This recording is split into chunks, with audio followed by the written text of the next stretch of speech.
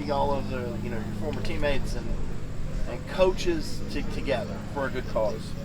It's always good. I mean, we try to spend time around the country over the years, just connecting. When the guys are playing in the pros, it was fun. But to get back here, this is home, so it's like a homecoming. It's great to see the guys. We were talking last night. The fact of the matter is that even though we don't see each other every day, when we get together, it feels like it was just yesterday. Because reminiscing is the main thing we do, and we're talking about all the times that we had, the fun that we had. So that makes it enjoyable. Grayson, you're kind of known online for your motivational speeches online. What would you tell Sharone today if you had him off by yourself? I'm sure you had that chance already. What would you tell him? We've had that conversation, and with me being the years that I spent in ministry, obviously my first heart is to talk about his faith and what he truly believes, and I think that walk is relevant and prevalent in his life right now. I think when you get to the end of where you are physically, then you really have to focus on mentally being mature and spiritually being strong.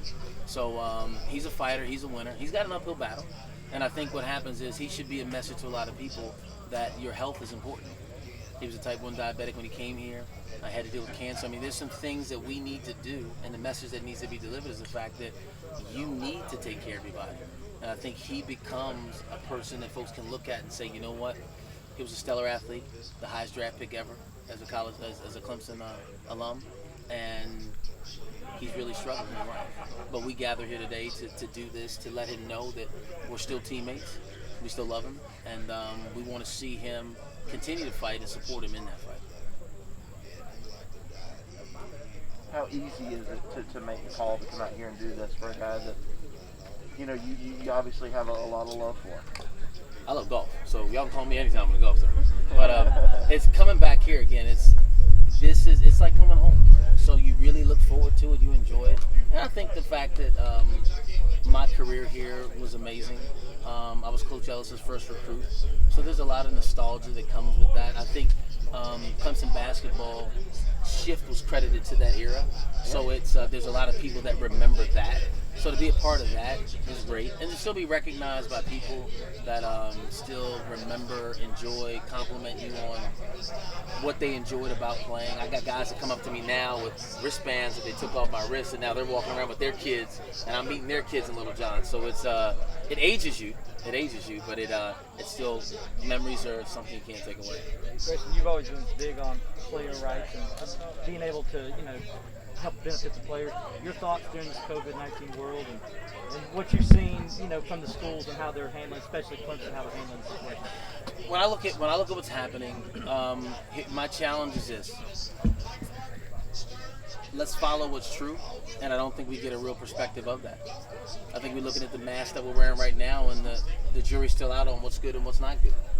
I was talking to Eldon last night, and when I see athletes choosing not to play over a virus, that wouldn't have happened in the 80s. We play with broken legs, bad ankles, or anything. So I think that the bureaucratic thing is to be quote unquote safe, but I still think that health, being out here, enjoying what you do, to me the positivity and energy that goes with that overrides the sickness that it could even be here. I believe if we had publicized the flu the same way, we'd have the same response. So I don't get into politics to stay away from that. If I was a player right now, I wouldn't be worried about playing.